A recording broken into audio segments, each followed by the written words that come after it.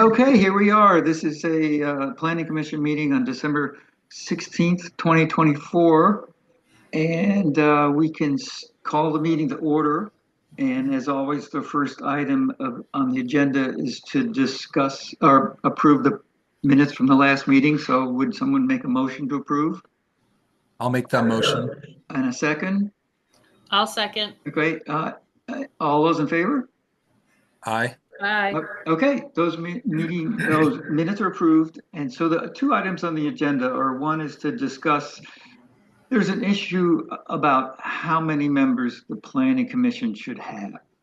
And the state statute says that the planning commission can be made up of between 3 and 9 members. And the Plainfield Planning Commission has had between 3 and 9 members. And at one point, perhaps the select board may set a certain number. They can set it at 5 or 7 or 9. The problem with a high number is getting enough people on the board to have a quorum. If the membership was set at 5, and you would need 3 people to hold a meeting, and to pass anything, they would need to all agree. If the number is 3, the way we've been operating for how many years now, 2 people can have a meeting and conduct business. So the select board, at one point, we were working with the idea that the select board had to generate a number, but it turns out that the actual language is for an appointed planning commission, not an elected planning commission. The legislative body may change the number of members that may be appointed. It doesn't say shall change the number. It just says they may change the number. So it could be that select board are meeting tonight. They're dealing with the budget. So this may come up as a short item to just leave the number at between 3 and 9, depending on how many people are appointed to the board commission, or they may set it at 5. The select board has absolute authority over an appointed planning commission. They can fire us all at once, which they did about 10 years ago. They fired all the planning. Might have been longer than that, but yeah, it was probably 20 years ago. They fired everybody and just put a few people back on, and I was one of them. It was too bad. So we'll see where they go with that. And if it's 5, that's fine. We'll all agree and try to show up on time. And if not, we'll go like we're going. Or we could find more. I'm hoping that this will generate enough interest in town that somebody might want to join the planning commission. I feel like a NPR pledge drive because I ask for members all the time, and people are sick and hearing about it. But we'll keep trying. So the other item we wanted to discuss tonight, I put on the agenda, is that at the last hearing, there's a lot of discussion about the lot size in the village. And I've been doing some thinking, and because of the open meeting law, I can't talk to Jesse or Karen about this outside of the meeting. So now's my chance to give my thoughts. And there's a couple of things to consider. There's a lot of advantages to the 10th acre lot in promoting density. There's already a lot of 10-acre lots with buildings on them in the village, and they don't appear any different. Sandy has some pictures about that 10-acre lot size in Montpelier that I think are useful, and I'll let her share her screen in a few minutes. But I wanted to just toss out a couple of options. One of which is the way the zoning works is if you do 1, 2, or 3 lots, you can do that as a minor subdivision and hasn't much review. But if you go over 3 lots, you're suddenly in a much higher level of review called a major subdivision. So we could do one of 2 things. We could say for the whole village, a 1/10 of an acre is a conditional use meeting these standards that we need to create, or that the whole in the village up to 3 lots, it's a permitted use because there's so many of them anyway. But if you're going to do a major subdivision, we could say, my thought is maybe make a third of the lots be a tenth of an acre and the rest be larger. Say the state standard fifth of an acre. And so it would somewhat limit the amount of smaller lots in a large subdivision, but not limit the creation of smaller lots in the village. That's kind of a compromise that I've worked up in my head. And it doesn't have to be a third, it could be a quarter. The third is useful because if you're at 3 lots, at least one of them could be small to fit in there, or 4, 4. But that number is flexible. I have no idea what the right number is, and if that's the right way to go. But it seems like what I heard at the hearing was, a couple of tenth of an acre lots wouldn't be a big deal, but a whole bunch of them in one location might. It didn't get any positive feedback. Let's put it that way. So Sandy, do you want to just share some of that image you sent? I got it on my screen Sure. too. But, Yeah, I can share mine as Okay. long as I can share. Oh, nope, I cannot share. okay, well, I'll share. Do you know how to let everybody share? Yeah, I guess I should learn that too. Host tools. So there's a little caret next to share screen. If you click on the caret, you'll see allow, I don't Yep, know the I exact did this words, once but allow it. before. Yeah. Yeah. Share screen. Allow all participants to share screen. You just click on that. And I then did, I think. should give You should be able Yep. to do it. Great. All right. So this will only take a couple minutes. I used Google and I drove around making sure first that I had lot sizes of the right size. So there are a couple things to think about. The first one is that until the 70s, there was no such thing as a minimum lot size until we started having zoning in Vermont. And then the second consideration is that people naturally built pretty small houses up until the 50s. Even through the 50s, if you think about workforce housing, people, 80% of all Americans built their own houses until World War II. And when you're building your own house, you don't build a whole lot more than you need. Families tended to have a lot more kids when they had servants than they got bigger, of course. But workforce housing has been, 800, 1,200 square feet for a really, really long time. So what I've done is I've listed this is 12 Harrison, and that's the stats on it, 14 and 16 Harrison. This is in Montpelier. So these are very small lots. You can see the back. There's a shed that belongs to this house and the picket fence in the back. The side yard is about here. And then you can see the mown lawn over there. So that's a tenth of an acre. This house is 1,200 square feet, which is bigger than a lot of my clients want these days. That's a comfortable 2-bedroom house. And the other thing is to keep in mind is the average family size these days is just over 2 people. So here's another example. We're coming down Ridge Street in Montpelier. 1/13 of an acre for this house, 1/8 of an acre, 1/8 of an acre. And I'm just trying to give a sense of what the overall massing is.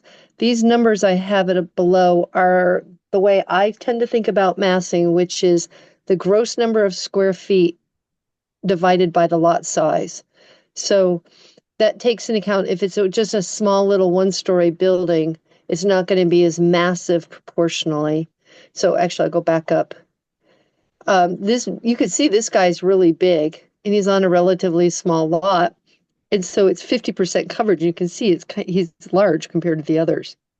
Whereas these folks are pretty small. They're what we call 1.5 story, but they're if you look at a listing for sale or whatever, it just says how big the house's finished square feet are. That's what these numbers are. So if this is a half a story above, maybe this one is 800 on the ground floor and 400 above. Most people can relate to that.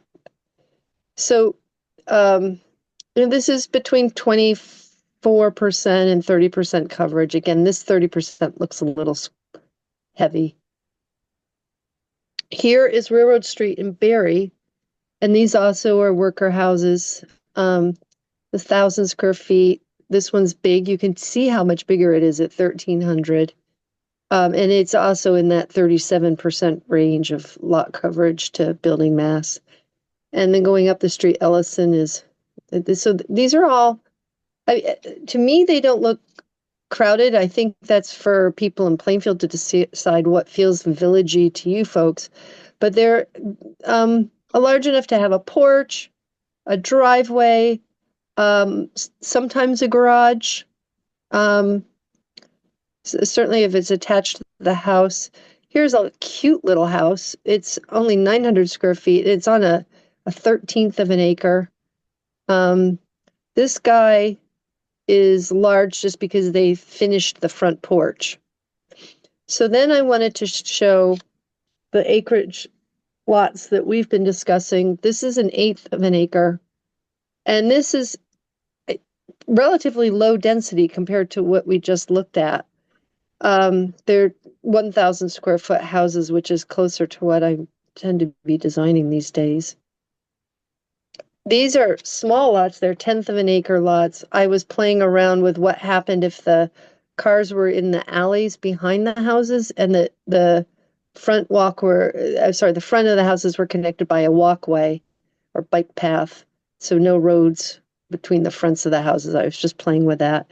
But still the density, you can kind of see it in there's quite a bit of land. There's certainly land for flower gardens and a good-sized vegetable garden in the back. And here's my concern. Here's the 5th acre lot. So this density is at 11%. So it's kind of building in excessive space for today's house size. There's just, and in a village like Plainfield, maybe people just want that extra space. Maybe they'll put another apartment building in the back or an ADU in the back. These garages that I've been drawing are large enough to have a loft or a ADU small apartment over the garage. So I just wanted to make the case that you can get density and lot size. They are related, but they're not. I think what most people were concerned about is the density, not necessarily the physical lot size. So these buildings are very dense. They're way over. They're probably like a 20th of an acre or a 25th of an acre. And the reason why they're pleasant is that they have a lot of common space in between. It's the same thing here. You can see they're almost right up against each other, maybe even touching, I don't know. These fellows are very small, but there's quite a bit of space with AstroTurf between them. But you can see they feel a lot less dense. It's almost like, the space between the buildings is as wide as the buildings themselves.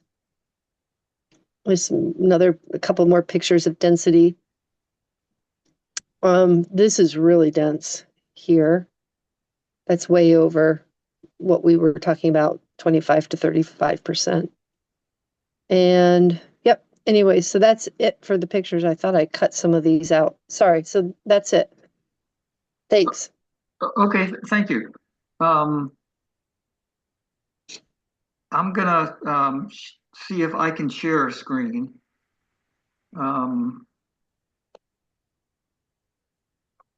And this is, do we see that on the Zoom? Yep. Yeah, that's the proposed zoning. You can see that the Goddard campus is proposed to be in the village zone. But you can also see the flood hazard zone cutting through the village, and assuming Goddard is sort of not in the question, the traditional village has a lot of flood hazard in it. We all know that. but this map will become the regulatory document that determines where you can build. And just as an aside, towns that have these maps are drawn based on current USGS data that meet the requirements for the state standards for flood and landslide and river corridor hazards. So towns that have this kind of zoning in place get a higher reimbursement rate for flood events. And that's something Plainfield should take advantage of because we seem to have very expensive flood events.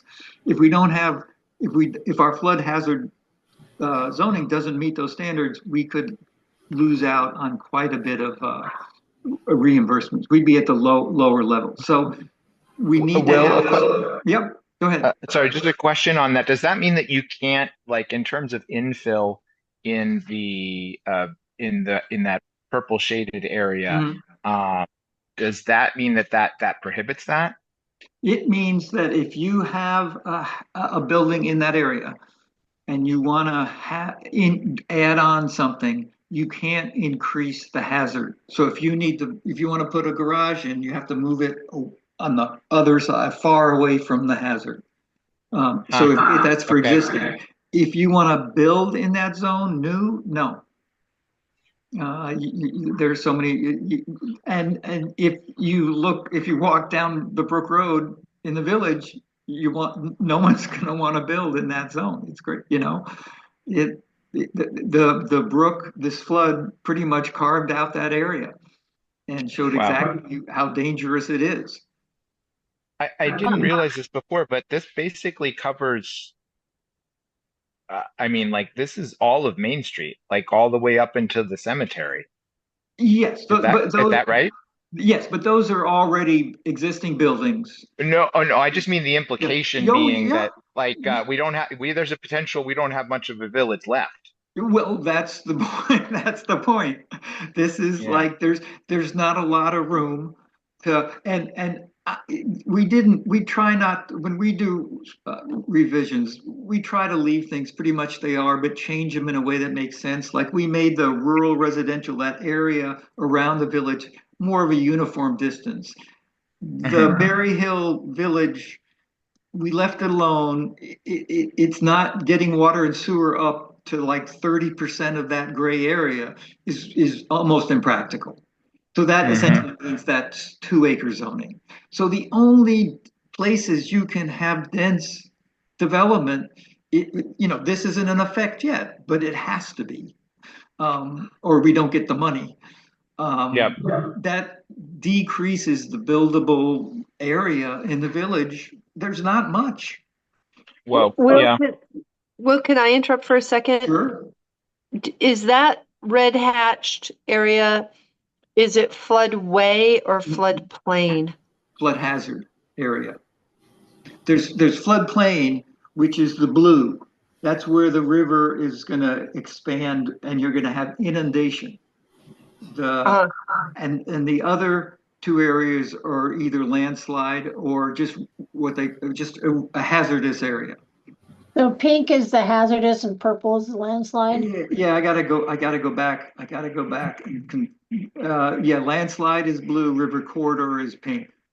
So river corridor is floods can happen here? Yes. It's not an inundation zone, but and the landslide is where land's gonna fall in, but the river hazard sort of combines the two there's a specific definition, but the whole area bounded there is covered by this river corridor hazard zone.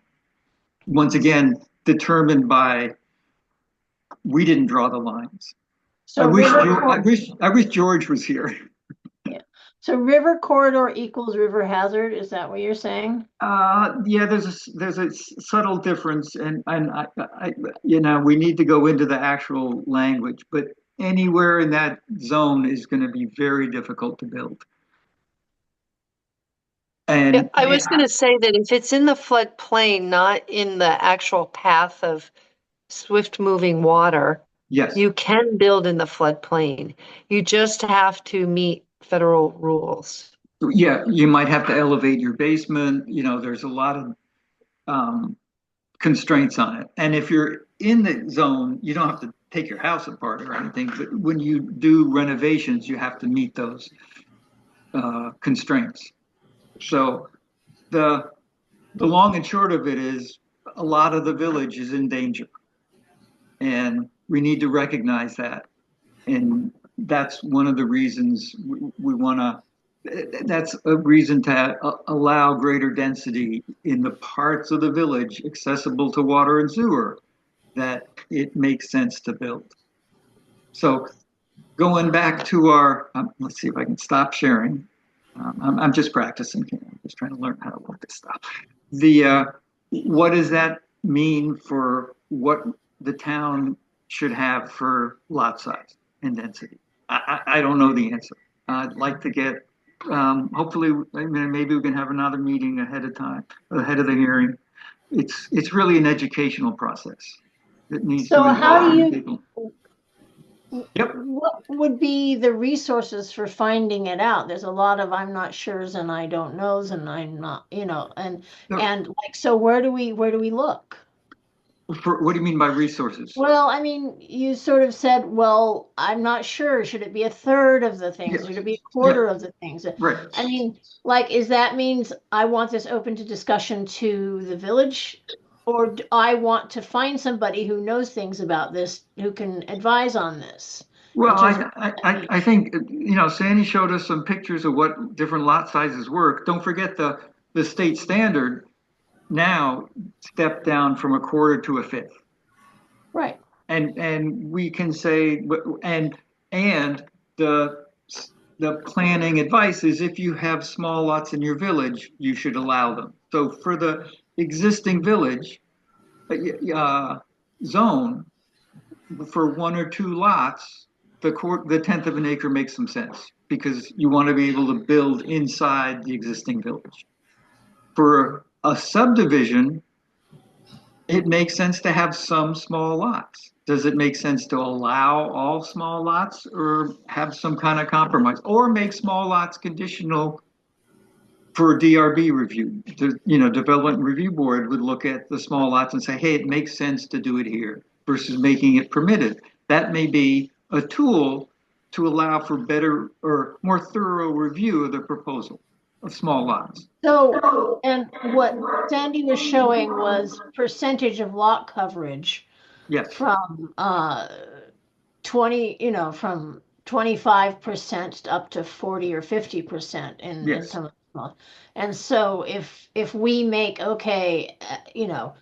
the coverage is going to be 25% unless you have unless you go before the planning board and they say it's okay to be more dense than that. Mhm. Something like that. Is that something that can be done or? Sure. We haven't dealt with lot coverage at all. We don't have that standard in the zoning yet. We haven't, and that's certainly something we can, look at. The one, I guess, the one issue with the lot coverage is how does that deal with duplexes or if someone wanted to put some townhouses on Main Street? Say a house burns down and there's room to put 3 townhouses in that space. You couldn't do that with a lot density requirement without a provision to allow for that. So Well, you could say it could come before the planning board. Right. That's what I did. Right. So you could say we want a minimum lot coverage or maximum lot coverage of say 40%, and this can be waived for duplexes and townhouses as a conditional use. So what happens, or what's happened to a lot of places I've lived, is that the small houses are bought, knocked down, and much more dense things are put up. That may or may not be a virtue. It usually does not look like a virtue.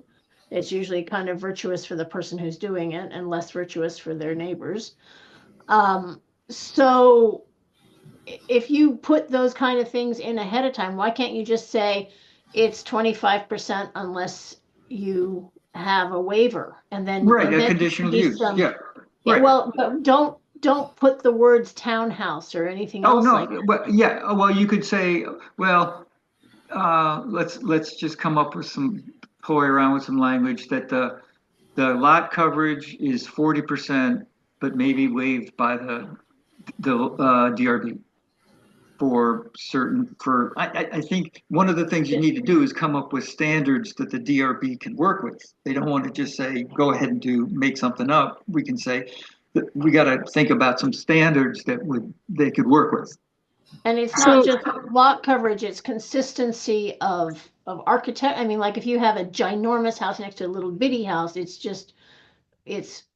the juxtaposition is weird. I mean, people feel- Yeah. And, well, there's building coverage and lot coverage. The advantage of lot coverage versus building coverage is coverage covers all impervious areas like driveways, porches, sheds, roofs. And if we're kind of working around some flood conditions, the more impervious soils coverage you have, the worse it is because the water runs off. So I think lot coverage is the term we want to work with in this case. And, maybe the 40% lot coverage can be changed with these conditions by the DRB. But the fixed rate is there and it's negotiated through a development review process. That's an option. and I'm sorry. This is Sandy. When I was showing what's often called floor area ratio. It's a building density ratio question. And so 25 to 35% is far lower than 40% lot coverage. Because the lot coverage is only talking about the footprint of the building. Although, as Will's pointing out, it includes a driveway, it includes a garage, the footprint of everything that's not soaking up water.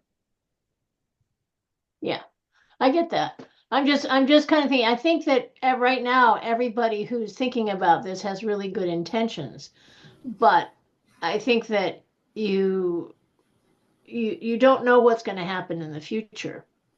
And you don't know who's going to be around and you don't know what, I mean, like if somebody else bought Goddard and they wanted to put up just a massive amount of housing there, that would be great for affordable housing, but it might be just really different for the village. I mean, it's like, so what's the master plan? And people are like, because I mentioned that. I said, no, they're talking about this density for Goddard. And people are like, no, they're not, are they? And so there's a lot of really great, like, let's get some housing done for these people who need houses. But we also have to be thinking about, like, if you had somebody who was more interested in their money than in the town of Plainfield, it could go really differently. One constraint is the high density is determined by the wastewater plant in town, and there's roughly about 140 hookups available, and a hookup is a resident, and so that's pretty much the ceiling.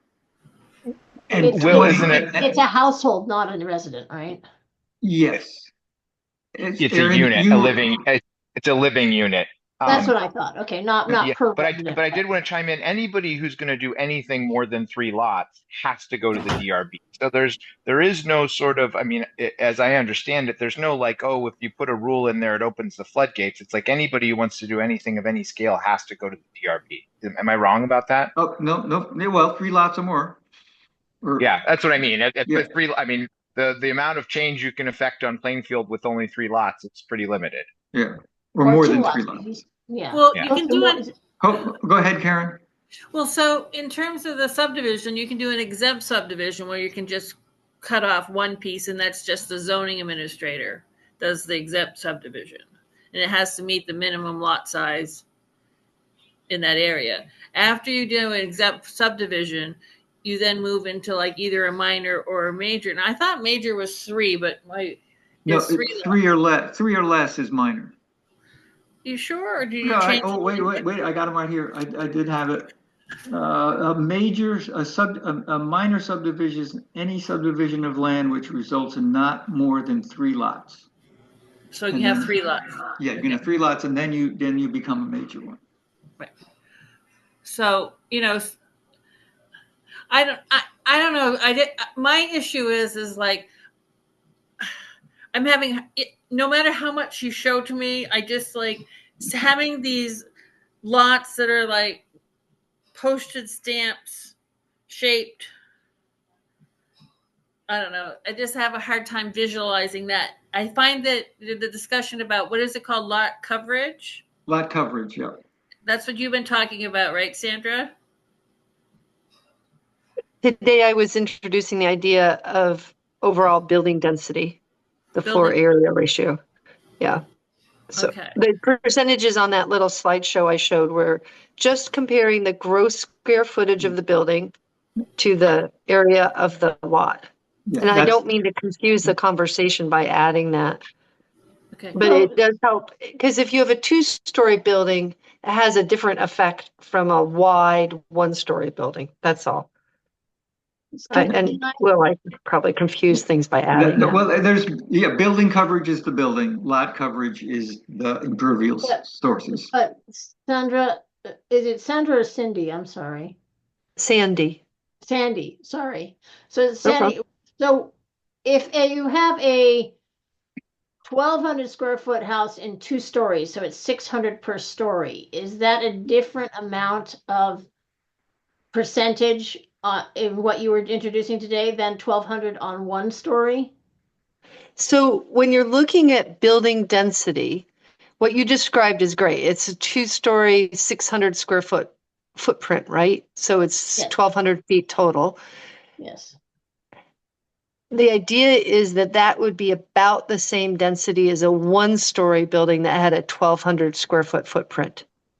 What's different is the lot coverage, because one building's taking up a lot more land than the other one. Okay, so your percentages are different than the percentages that Will is talking about quite a bit. He was talking about lot coverage, and I apologize if I made this confusing. I was talking about building density. Okay. Yeah, and maybe that's the better way to think about it, but I do want to have that concern. And you had mentioned it when heavy rains, bigger buildings create more runoff. Yeah, I think that's legitimate. So, Sandy, just one more thing. Are you saying that visually a 2-story, 600 square foot per is less visually impactful in terms of density than a 1-story, 1,200 square foot? As you drive along the street, yes, that is true, just because it's kind of taking up less of your view and you're seeing more green grass and trees in between.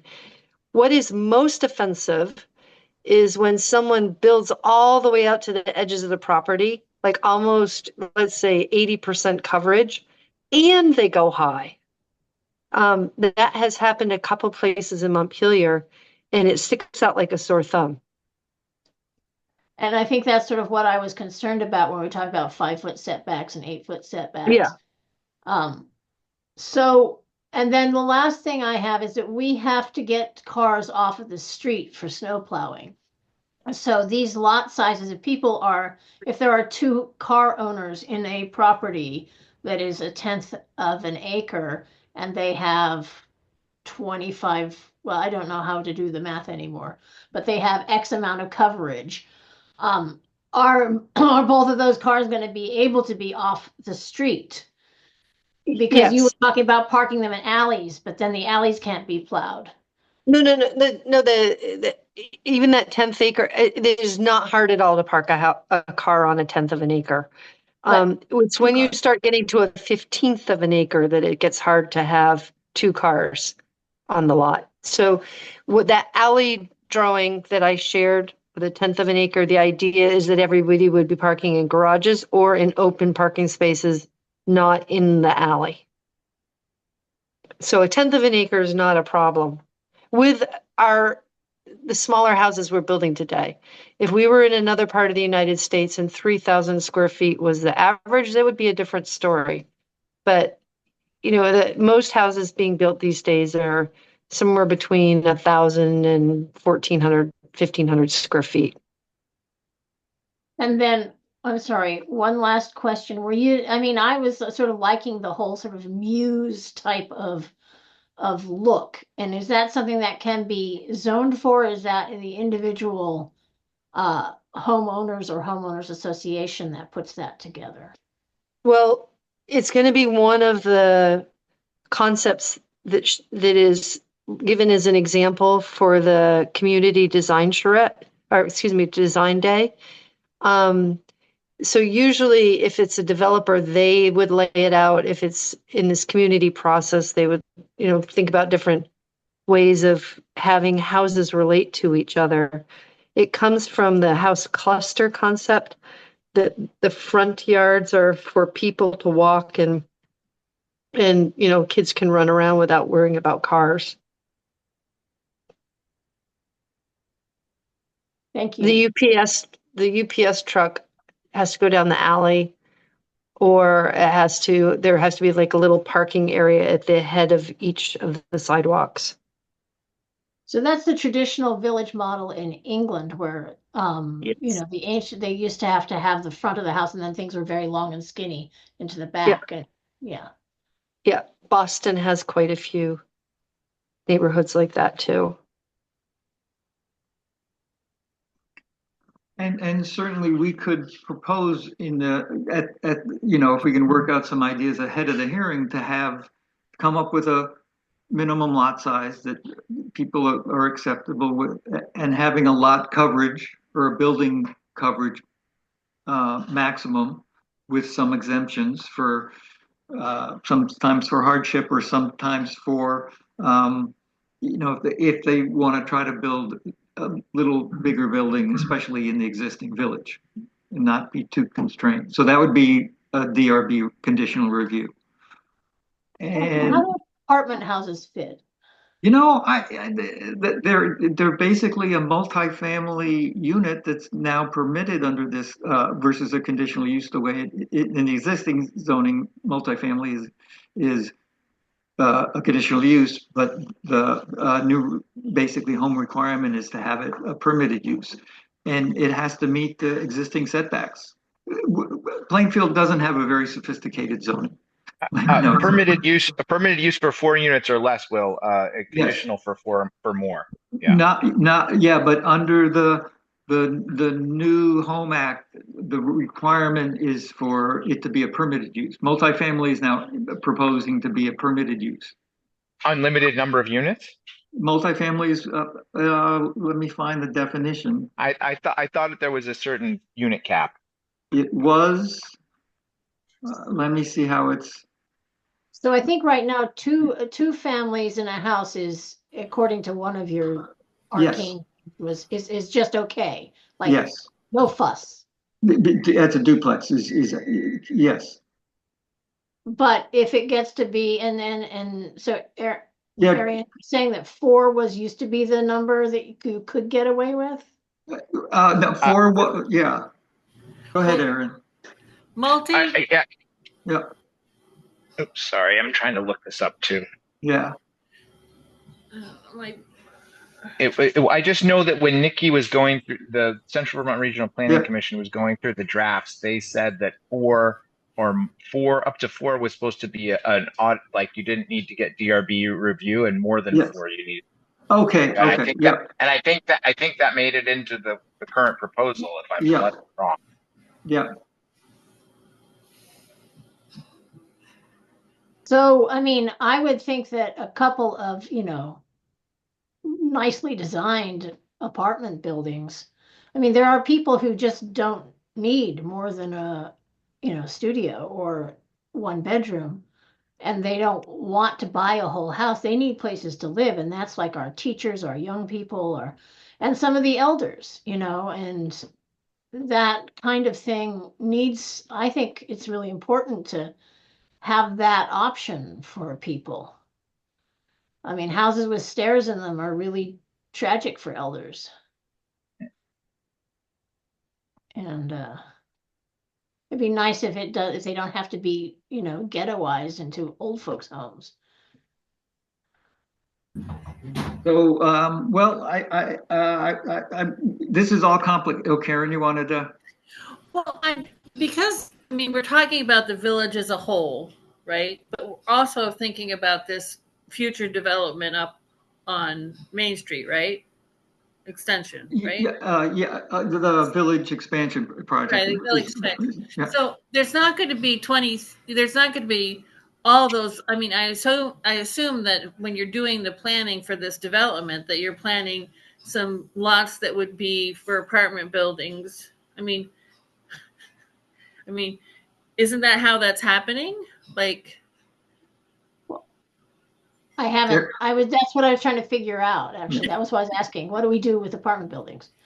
They're going to be permitted, and they have to meet the zoning requirements of setbacks. Setbacks and coverage. Well, if we want to have coverage, we have to put that in. That's kind of what this session is about. What do we want to do? And then if you build if you had a proposal to build a 4 apartment building in the space in the village that was not big enough to meet the coverage requirement of 40%, can the DRB, negotiate that, waive some of those permits under certain conditions? And what are those conditions? What are those standards? I don't know. We can certainly think of some. Karen, yeah? okay, so I think Ann's brought up a couple really great things. Like, we don't want to see 50 or whatever number of 1/10 acre lots. Don't we want a variety of different lots in this development that's being proposed, right? That's going to go through the whole subdivision review, right? Yes. So they're making plans about bigger lots, right? They'll have to speak to that, what their plans are. I'm trying to create, the Planning Commission wants to create a proposal that allows flexibility and, density as a result of losing a lot of essentially good land in the village. So, Sandy, you seem like you have professional expertise. I don't actually know your background, but is a 40% lot coverage kind of standard, kind of high, kind of low? It's pretty much middle of the road. I could actually pull up Montpelier's to be more specific. We have a number of different kinds of neighborhoods. And I'd be glad to do that right now. Yep. And then there was some concern last time with, okay, you're up on a hill. If you have a lot of impermeable, that means that the people downhill from you are getting a lot of water on them.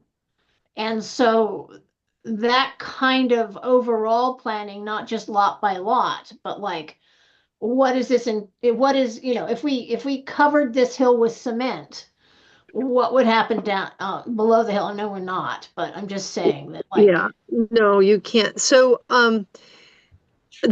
any large development, anything that's disturbing more than an acre has to go through a state permitting process. And we're not allowed to discharge water off the site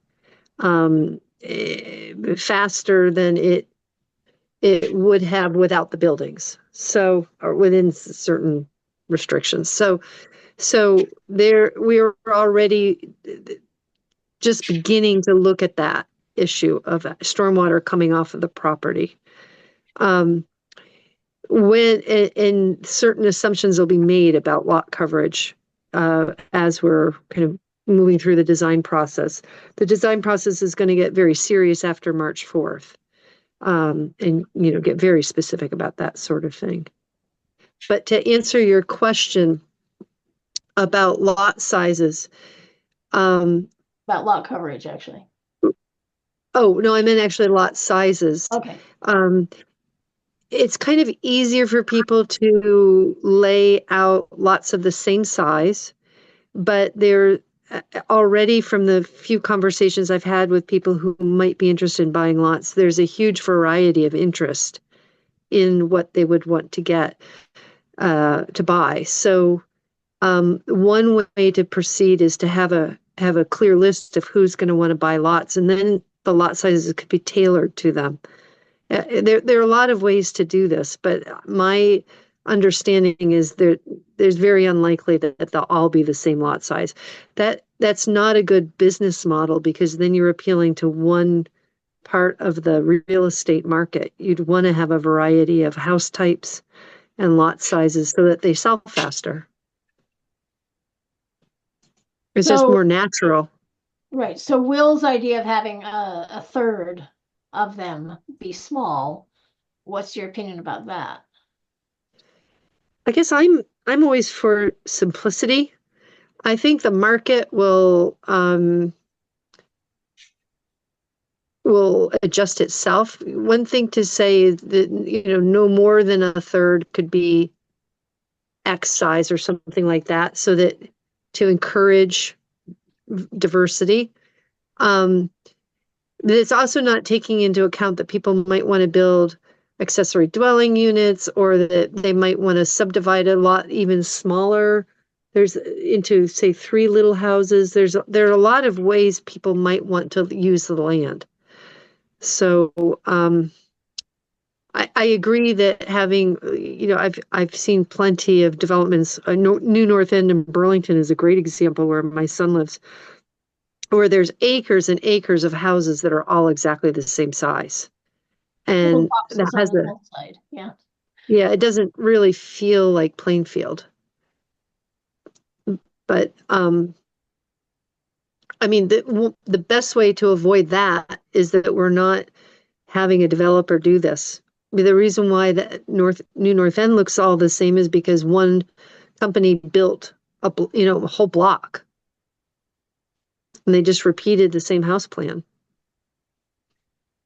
And they used to do that like every other house, or different trim. I Yeah, mean, sometimes they'll have 3 models. I've worked in big developments that had 3 or 4 models people could choose from. The customization gets very expensive if you have too many models.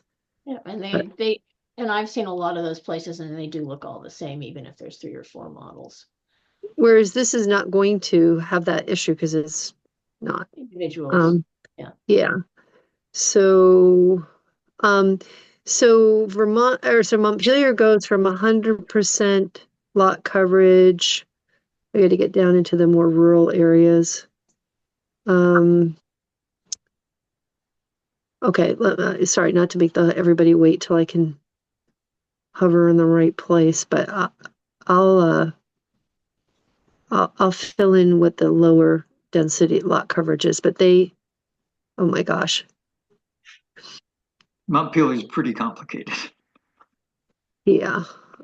So what do we have an idea of like what is the lot coverage of the current like Main Street of Plainfield?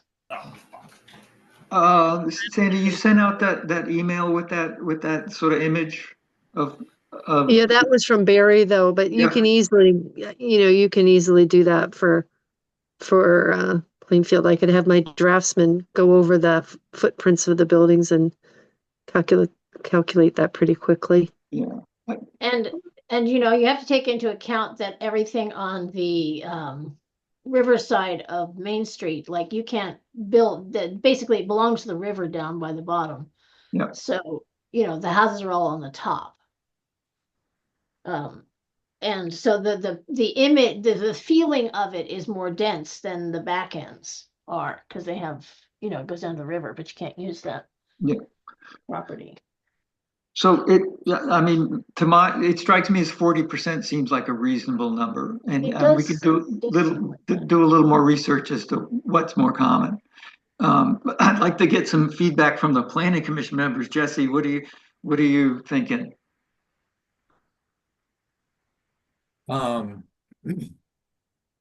Yeah, I mean, it's a lot of information and there's a lot of different um, considerations.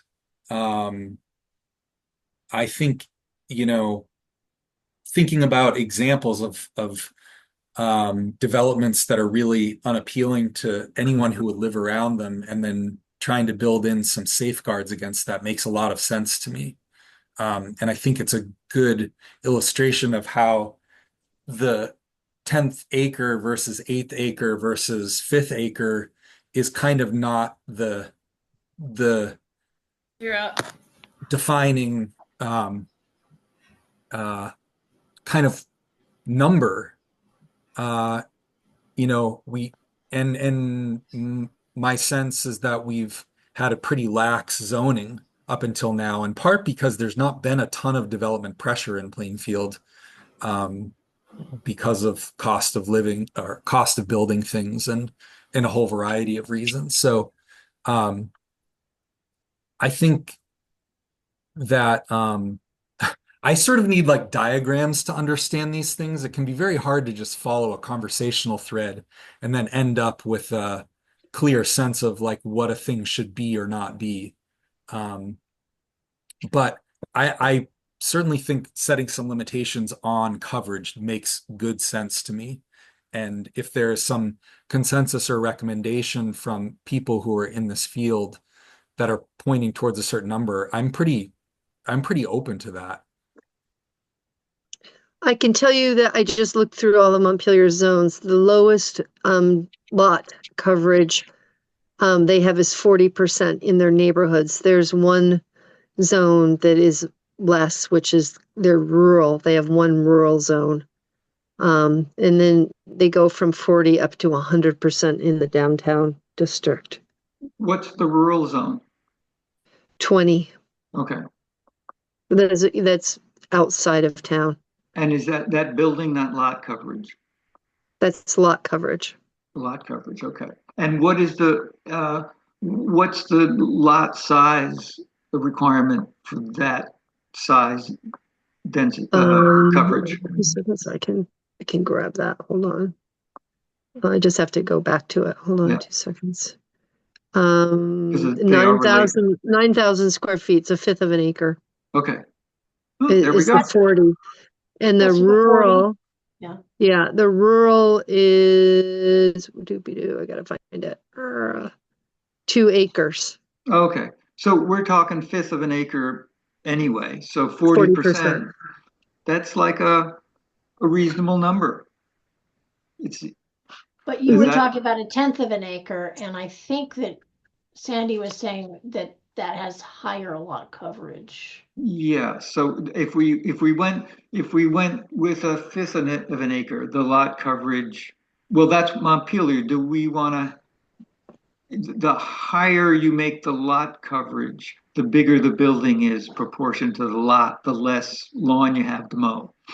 That may be good for some people, but So I just did a quick math on the 10th of an acre.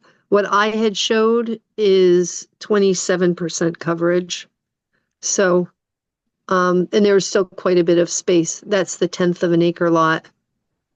The ones you were driving by Yeah. and looking at, or your designs? okay. Oh no, the my designs, I can't really quickly calculate the. Oh, the pictures you showed of the houses, those Yeah. are the designs on the sketches. Right, the sketch. most dense, Yeah. the most dense was 27% lot Okay. coverage on the, and I can pull it back up, or you can if you want to look at it, but yeah. Some of these in Barry were 40 to 50% lot coverage. Mm-hmm.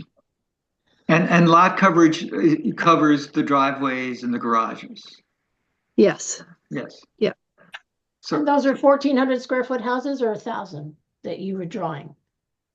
That I drew, they were 2 stories, so there were 600 footprints. That's what you would use for the lot coverage calculation. So 1,200 square foot houses, approximately. For the building density, yes. They're 1,200 square foot houses.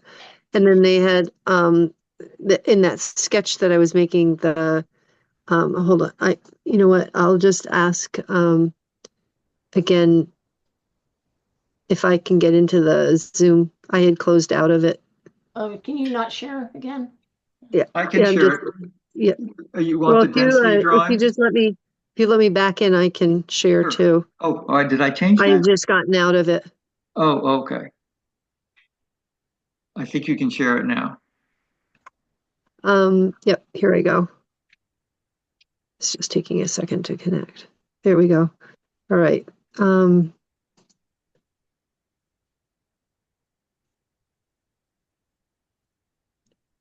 Here. So this is the most dense. For lot coverage, this is the most dense at 27% that I had shown. And then these, let me see, I can figure this one out too. So that is 60. The lot is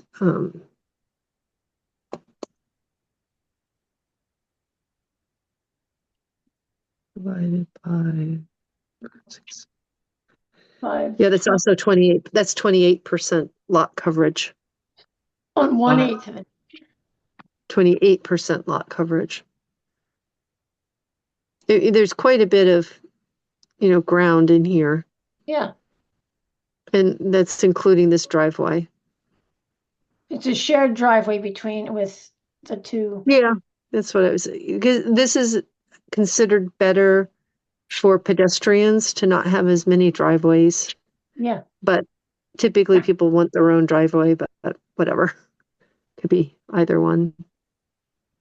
So maybe, maybe at that mid-size 30% lot coverage works as a reasonable starting point. I think 40. I mean, if 40% is what is, yeah. I mean, I'm just thinking that I mean, having dealt with it, I had a house that was like half of it was cut out because of the lot coverage. So like the front was that, and they put an addition on. They couldn't go all the way over, so they just did this thing where they were like made a long narrow tunnel. It was a very strange house because of lot coverage issues. So having lived on 1/10 of an acre and having dealing with lot coverage, they just did so they didn't have to get any variances, and it was a very funny shaped house. So So this one, I can't really tell what they have for driveways, but this little fellow here is looks like they have probably none. right. They have a no outlet there. It's kind of like a driveway, but kind of like a road. This is actually only 18% lot coverage. Is it? Yeah, this one is more over here. It's a smaller lot, and it's got a lot more one story than this one. Trying to see. So this lot here is also 1/16 of an acre. You can see it's pretty tight. There's a driveway here for it. Probably no garage.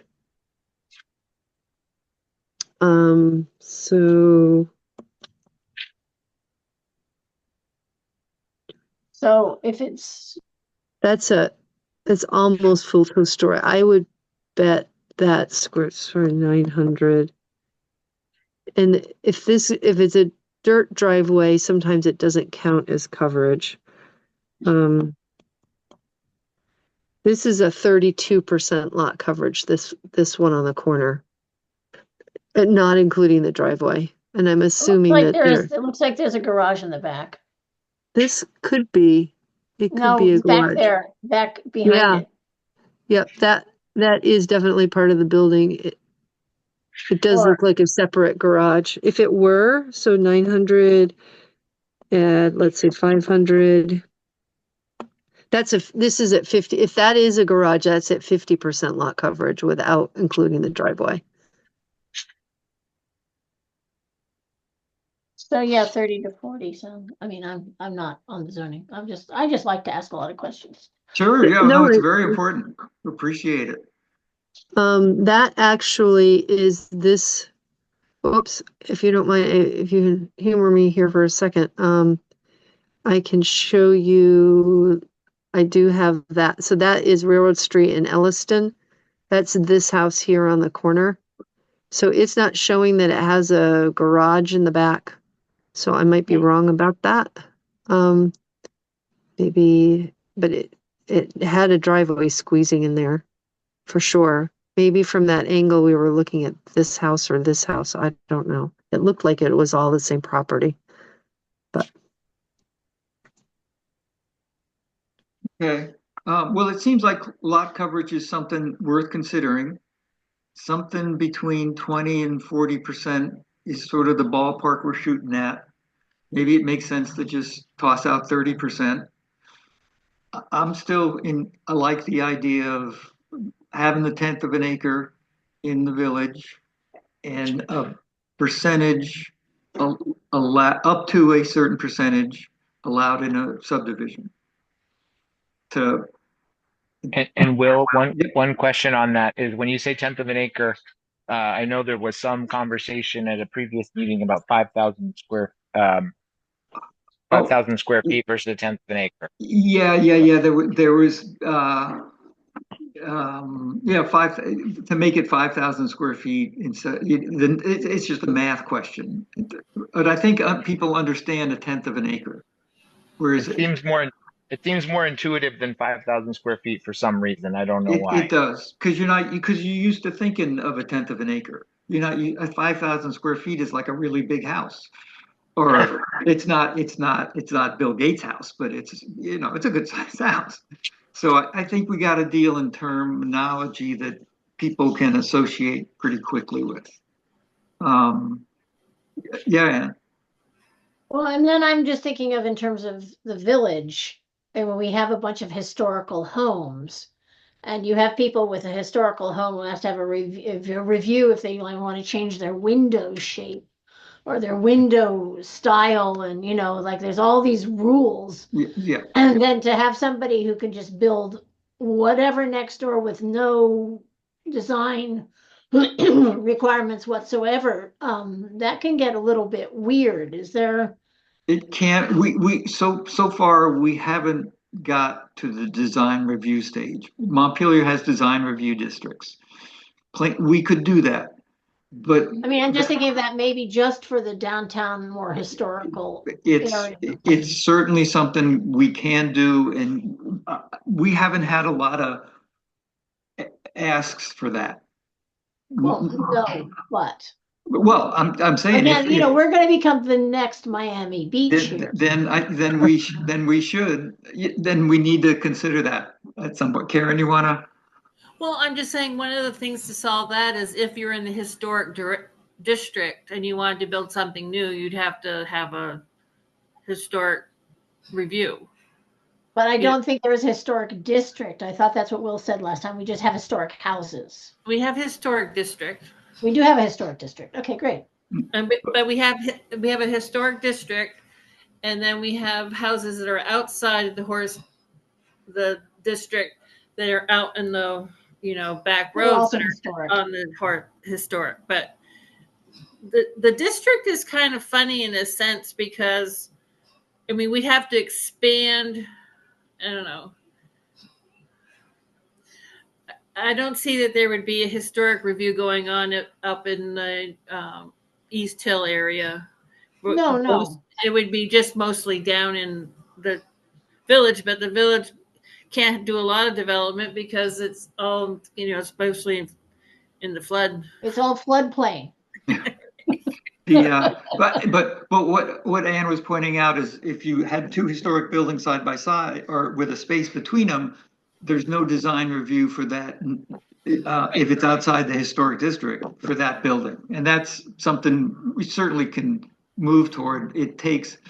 I think it takes a certain size community to want to have enough people to work on that because we only have 3 people on the planning commission, 3 people on the DRB, and we're have a hard time keeping that going. So I guess I'm kind of asking, like, I live next to the derelict pink house in town. The one you know, that's my neighbor. And like at this point, that place should be torn down. I mean, it's just rotting out and there's animals underneath it and it's disgusting. And, you know, so could somebody just build a very modern house there, or that's historical district that has to be, I mean, I'm now I'm NIMBYing, but I'm Yeah. just I- curious about that. Karen, you might know more about that location than I do. If you tore down that house, they could build something new there that didn't have to. It's right now we don't. I think I'd have to find the. You know, that's a great question. You know, like I'd have to look at the zoning, but I don't. I think it's just for when you're wanting to do repairs and stuff like that. If you have to get a You permit, don't have to preserve a certain, do you have to preserve, like, I lived in Sag Harbor when they were busy tearing everything down, and people would just like keep the front wall up, and then they would just redo the whole thing from their back because of the zoning laws. And so, I mean, I mean, right now, if there's no setback on one side, if they had to do setbacks, they'd have this long, narrow house. I mean, there's all sorts of weird things going on with Well, I like think they that in could, the village. depending on the state of review, there's some grandfathering. Like if they left some of the walls up, they might call it a renovation. So, that kind of thing. But just if there, if is that is, I assume that's the historic district. Karen's looking through the maps. Yeah. well, Mine's big. yes, that is Can't in the think of it. historic district, but I would be so surprised if there was a requirement that a new house in Plainfield would have to look like a Victorian home. parcel of land which contains. Right. And in modern times, it would be made out of plastic, just to be clear, unless they were going to require that it was made out of all wood, and had a huge amount of detail of what those requirements were, which would be expensive. And I would be shocked if we required that. Right. It's more about restoring and renovating Existing preserving. houses. Yeah. Like, So the I think to existing Anne's house. earlier question, someone could build a modern house on a lot in Montpelier Well, I under mean, in Plainfield. any circumstances. There's no regulations on what it needs to look like. I'm in Plainfield. Yeah. You Yeah, I said think you Montpelier. just, yeah. What did I say? Montpelier. You said Montpelier. Sorry. Yeah. Right. I'll just add an anecdote. I'm also in Plainfield. Yeah, yeah.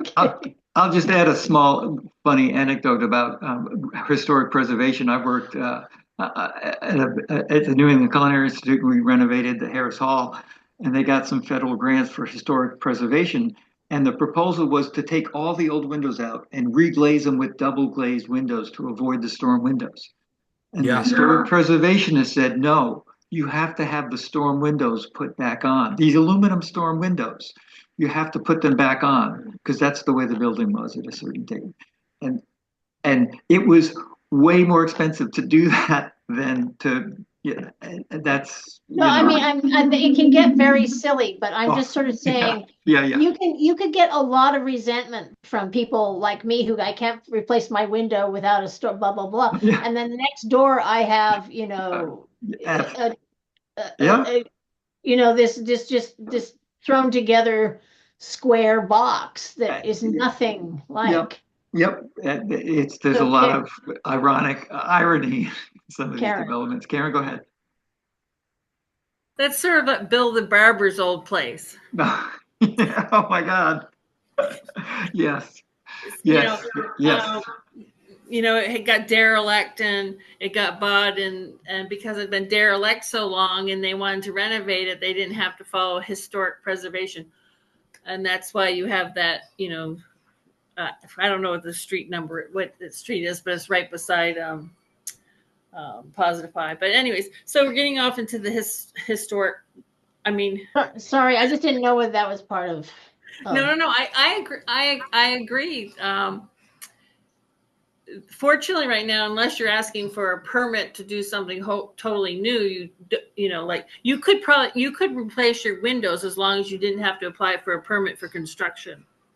We had to talk about our windows when we wanted to enclose the porch. Right, but that was because you were enclosing the porch. It wasn't necessarily about the windows on the rest of the house. Right. But we did have to talk about our windows. So let's get back to the question at hand, which is Yep. always back to the 1/10, 1/8, Mhm. whatever. I'm trying to see this both as like, okay, if we put in 1/10, that's for every part of the village district, including Goddard, For 1 to 3 lots. for 1 to 3 lots. Yeah. Okay. No, what? Wait. Yep. Oh, I see what you're saying. Yes. Okay, got it. Yeah. Sorry. Because it's not a subdivision. Right. Before if it's not a subdivision, it's everything in town can be down to 1/10. It doesn't require to be 1/10. It's Yeah, down. no, yeah, that's just the minimum allowed. You can do any size above that. And you can do it up to 3 on a lot, but you're not going to do anything more than that is now a subdivision that goes before the DRB for review. And my thought was up to 30% of a subdivision can be 1/10, the rest 1/5 as a proposal. It's just a proposal to go for the hearing and wanted to get some feedback on it. Or 1/10 as a conditional use and 1/5 as a permitted use everywhere. So it would be, yeah, go ahead, Sandy. Mrs. Cindy, I wonder if you could, just again, to keep things simple, Yeah, for subdivisions, if you could simply say a variety of lot sizes is strongly encouraged and leave it at that, because it's going to be going through the DRB yeah, rather well, than make a maximum or something, Yeah. a strict, guardrail that someone has to. that sounds something like would be in a town plan, but a zoning needs to be a little more specific Oh, okay. because the DRB needs some guidance. So if Yeah. we could Because if you say had a that, developer who was wanting to basically make all the same lot sizes and you had terminology like a variety, then they would just find some tiny modification that was imperceptible to sort of like say that they had met that. And it would still functionally be a bunch of the same size lots. yeah, so you kind of need either a hard standard or in the zoning, like 30% could maybe up to 30% could be 10th and the rest a fifth, or give the DRB some standard to work with. The clearer you can make it ahead of any discussion is easier because people, a third people can understand, and that's just my thought. Should they be scattered or can they be all in one part? I'm not sure I think you leave that to the development and the DRB to decide. In my mind, it'd be better to make them a little neighborhood and then a bigger neighborhood.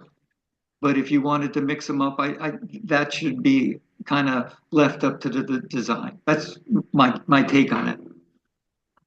Leave that flexibility in there, where to locate the small lot, and also let's think about a proposal of a lot coverage somewhere around 30% everywhere. Minimum lot coverage. All we got to do is put minimum lot coverage, Maximum lot coverage. maximum lot coverage in the zoning and define what lot coverage is in the definitions. We can do that at the hearing. We can't really do anything tonight other than brainstorm proposals. And it's getting late, and this has been really useful. I'm glad you came, and I would like to have one more session before the hearing with more people, but it's right around the holidays. And to get Karen and Jesse at the meeting, it's got to be a warned meeting. So and I can warn it for any day of the week, and I can invite. I think, and I got your email off that thread that I saw. I could invite everybody on that thread, and we might have to. People. You're going to be dealing with a lot of passions, but yes. That's okay. We're going to do it now. I mean, I'd rather do it now than the hearing. I'd rather, as much as we can get done ahead of time, let's talk about it because we just want to get to a place where people can agree we want housing and we want them to not take over the town. Everybody can agree to that. And then it's just a question of coming up with 20%, 30%, yada, yada, yada. And if we get people to talk about it, we'll get there. So anybody got a preference on a time that we could make work between now and January 6th? I'm open for anything. I think I got to open my calendar. That doesn't involve a lot of select board meetings like going on tonight. It's really, really tight for me to add a meeting Yep. during this period. I'm out of town and Yep. Yeah, I I totally get it. I'd be more likely to, I would be hard pressed to host an in-person meeting, but I could attend a Zoom. Yeah, I think we can just do it by Zoom. Everybody on that email thread was able. Like the last planning commission meeting had a pretty good attendance, and they all showed up by Zoom. And I can send them all. I think I got most of their emails, and I can send them all an invitation. And it's how about the second Tuesday the second or Thursday the second? That's what I was gonna throw out too. Okay, everybody's sobered up from the New Year's that I never attend. And Your house this year. well, yeah, between Christmas and New Year's, everybody's traveling. I just don't want to try to do it then. But and Friday, usually meetings on Monday through Thursday, Friday and the weekends just don't work for people. So you want to try? I mean, we can just throw out the invitation, see who shows up. I'll do a warning, and this has been really useful. I think we made a couple of steps forward, and I think if we had more people, it'd take a little more work, but that's what we're here for, and we'd get a little further. Because if we crash up against the hearing, it'll be a crash, and we'd like to try to keep this thing moving. Does the second work for you, Karen? You don't know yet. I don't go anywhere. Yeah, okay. Yeah. Okay, and 7 works for everybody. Okay. I think that'll be useful. We'll have to repeat a lot of what we did tonight, but we'll spread it out. And like I say, and I'm actually kind of excited that we might get more people involved because we need to rewrite the town plan after the flood. It's an incredible story, and it's really impacted the town. And we have to, that's the next step after the zoning. And we're not even talking about the Winooski. Yeah. Yeah. So, I mean, that's a big job, and it's got to involve a lot of people. And the only time you get people involved is when there's the fire is burning somewhere. I often had this thought of just to get more people involved in the planning process. You just put a story in the paper that McDonald's is planning a restaurant on Main Street in Plainfield, and I bet you we get more people to show up. Just Well, Positive Pie is closing, and McDonald's is. No. Picking up the headline. Yeah. Okay. Yeah. That would get people showing up at meetings. Yeah, I do hear that there's talk of it. So. Yeah. Okay. Okay. Well, thanks everybody. I'll send out the invitation, and then as many people as you can get. I'll use that email thread list, and then we'll take another step. And I guess just a motion to adjourn. Motion. Okay. Thanks. Thank you, guys. Okay. Bye. Thank you so much for including me. Oh, sure. I love it. Thanks for Take coming. care. Bye. Bye. Bye, everybody. Bye.